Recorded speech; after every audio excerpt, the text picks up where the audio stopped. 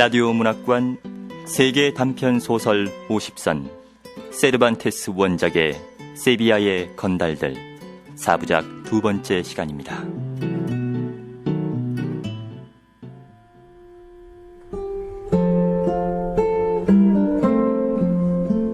지난 이야기.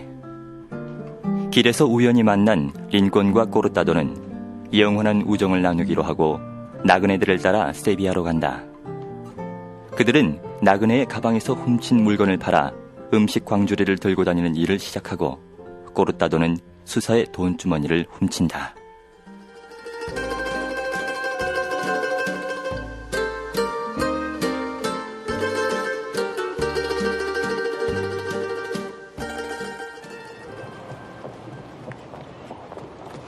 인광보라는 말도 있잖아요.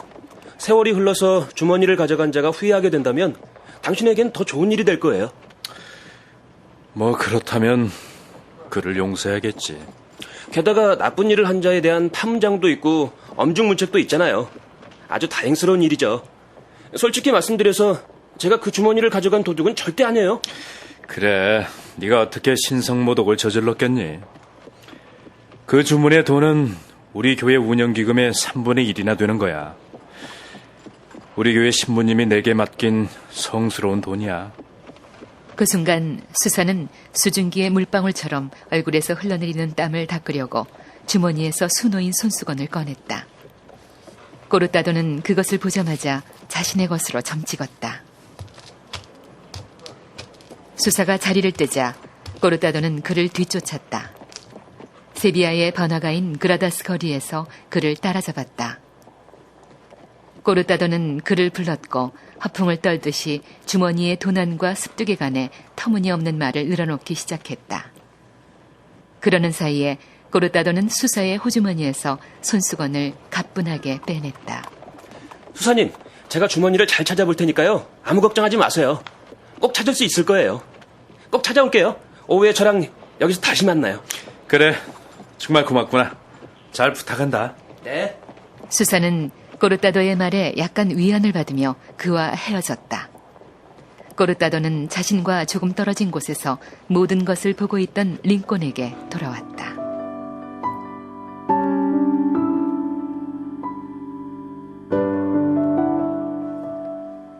그들로부터 조금 더 떨어진 곳에는 광주리를 든 다른 소년이 있었다.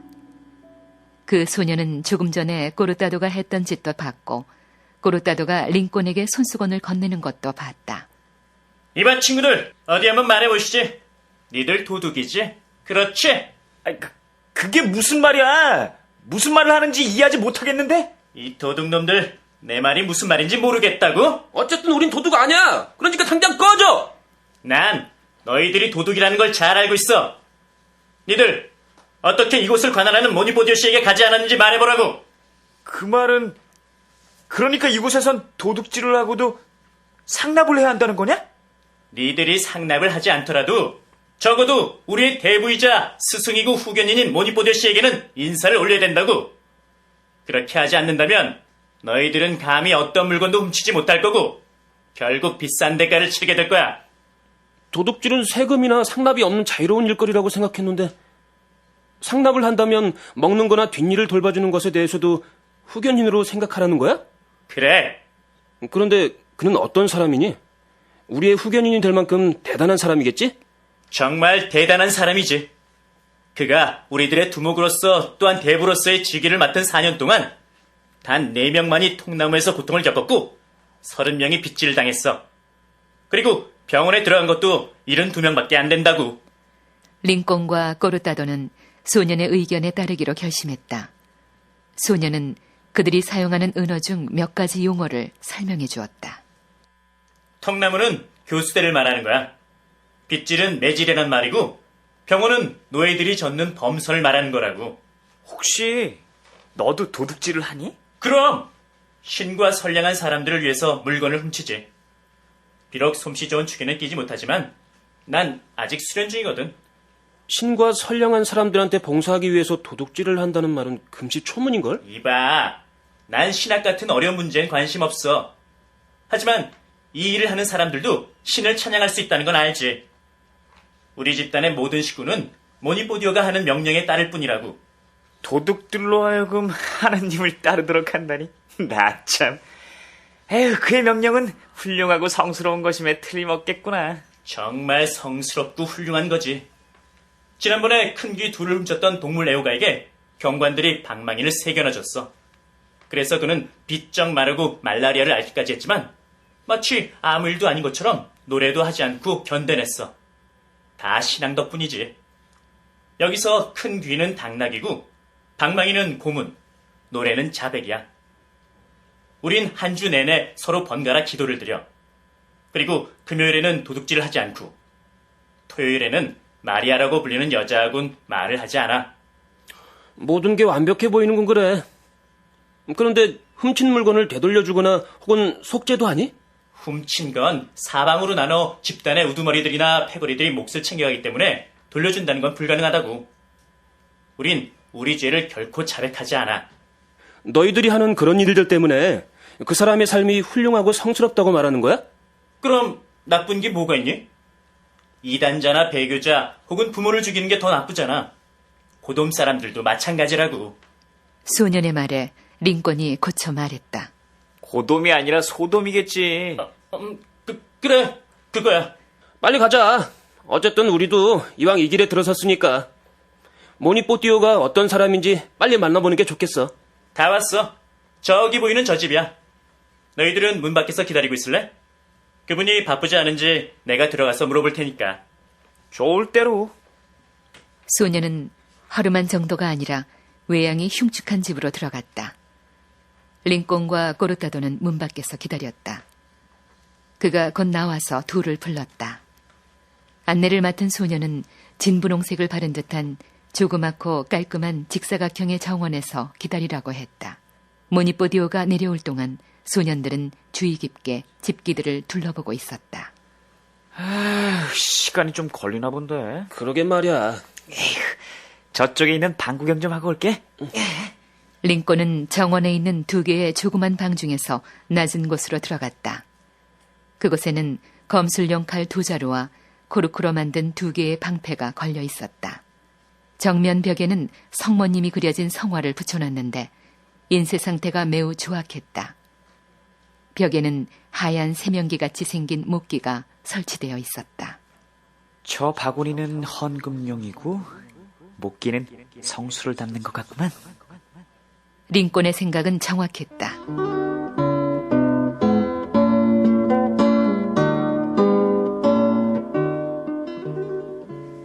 그렇게 둘러보고 있을 때 20세가량 되어 보이는 2 젊은이가 들어왔다. 그들은 학생 복장을 하고 있었다. 잠시 후에는 광주리를 든 2 사람과 맹인이 들어왔다. 그들은 말 한마디 없이 정원을 서성거렸다.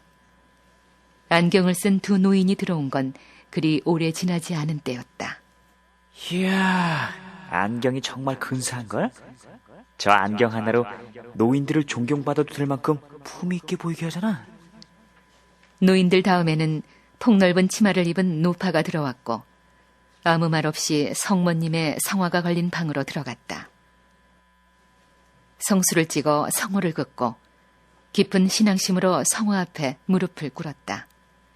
그리고 일어서서 성화 밑에 걸린 바구니에 헌금을 하고 다른 사람들이 있는 정원으로 나왔다.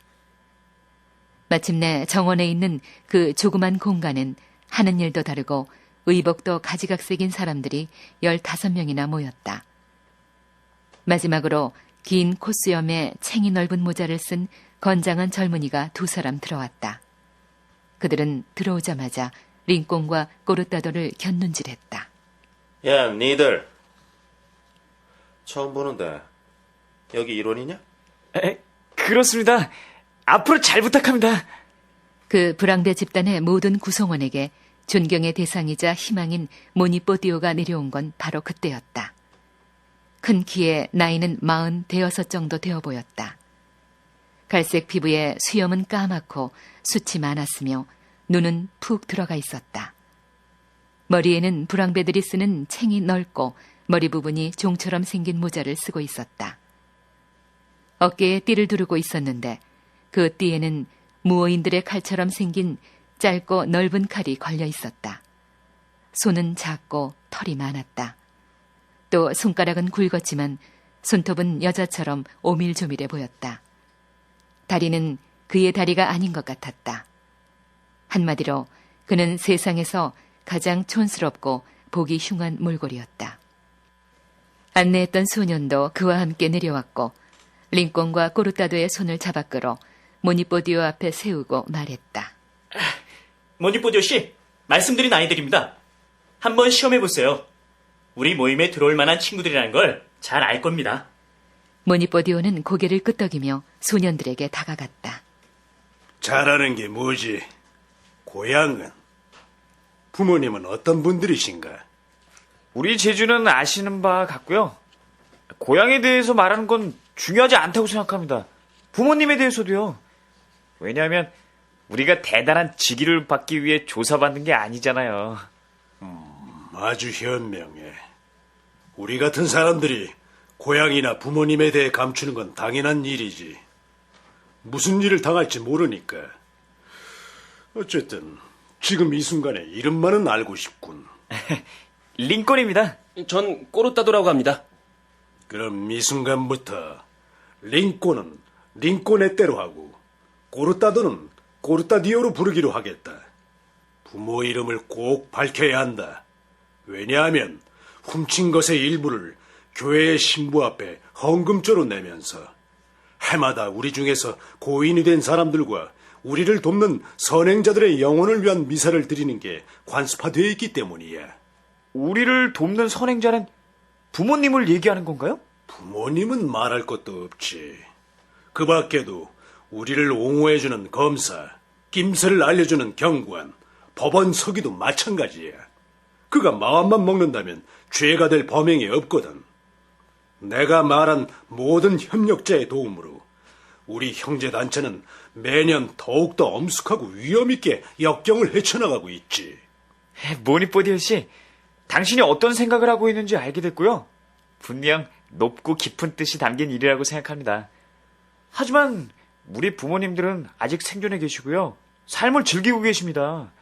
우리들이 부모님을 뵌다면 이 축복받은 단체에 대해 얘기하겠습니다.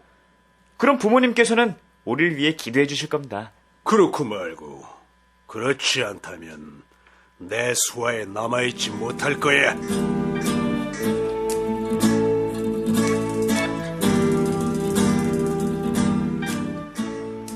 모니포디오가 단호한 목소리로 말했다.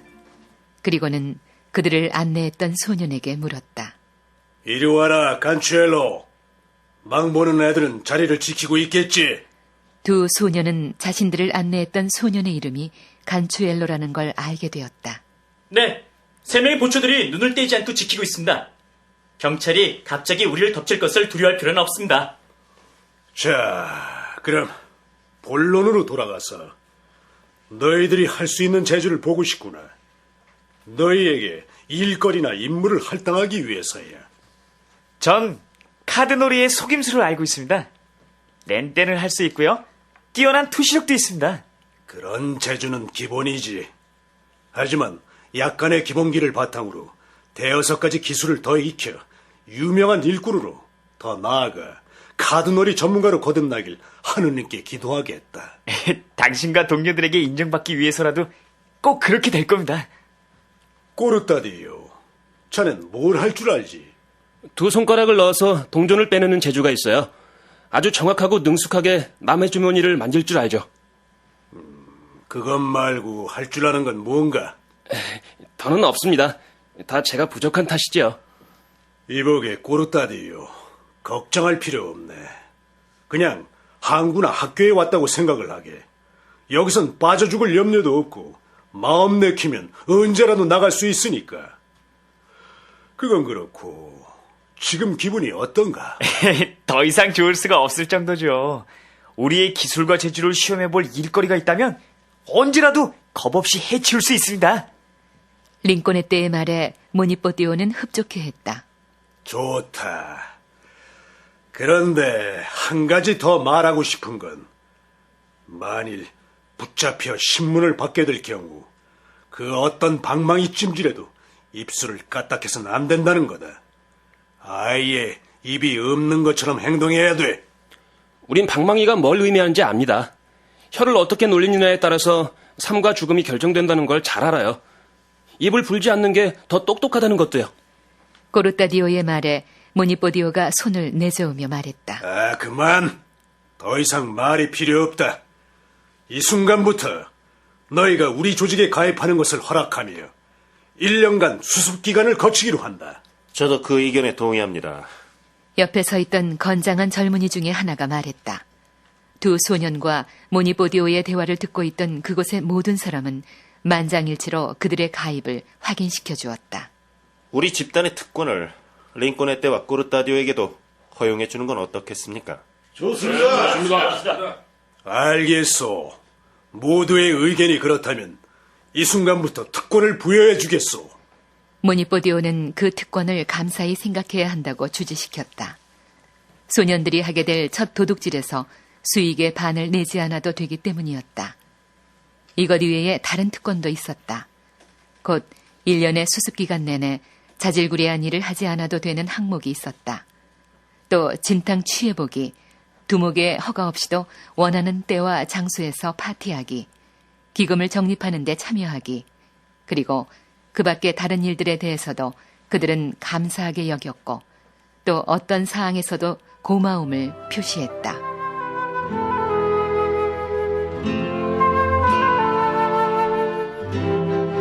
이런저런 말을 나누고 있을 때 한 소년이 헐떡거리며 뛰어들어와서 말했다. 저기요, 떠돌이들을 담당하는 경관이 이쪽으로 오고 있는데요. 순찰단을 대동하지는 않았습니다.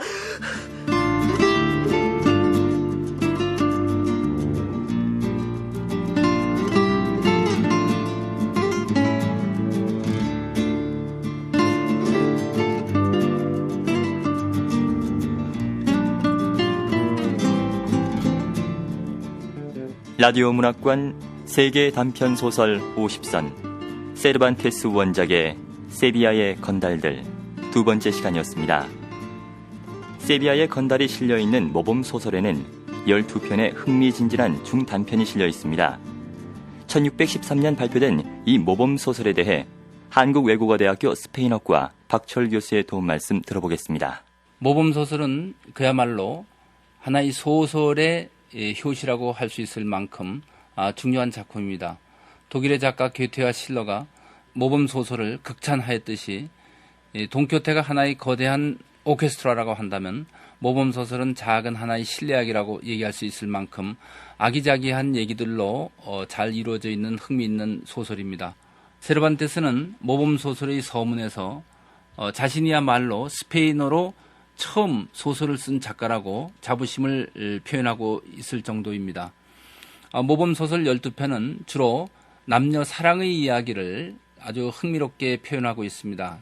그러나 그 중에서 이 세비야의 건달은 사랑의 얘기보다는 16세기 스페인에서 발생한 피카레스크 소설, 즉 악자 소설의 하나의 패러디로서 작가 세르반테스가 주인공인 이 코르타도와 링꼬네테라는 두 소년의 행적을 통한 이 스페인 사회의 모습을 그대로 잘 그려낸 작품이라고 볼 수 있습니다. 세르반테스는 이 작품 세비야의 건달에서 당시 17세기 스페인 사회상을 풍자적으로 고발하고 있습니다. 아주 직설적이고 신랄한 언어를 사용하기보다는 독자들에게 도둑들이 정의의 보호를 받는 타락한 스페인 하류 사회를 보여줌으로써 당시 스페인 사회의 무질서를 고발하고 있는 상당히 사회성을 가진 작품이라고 볼 수 있겠습니다. 권윤의 연출, 정진아 극본, 세르반테스 원작의 세비야의 건달들 2부를 마칩니다.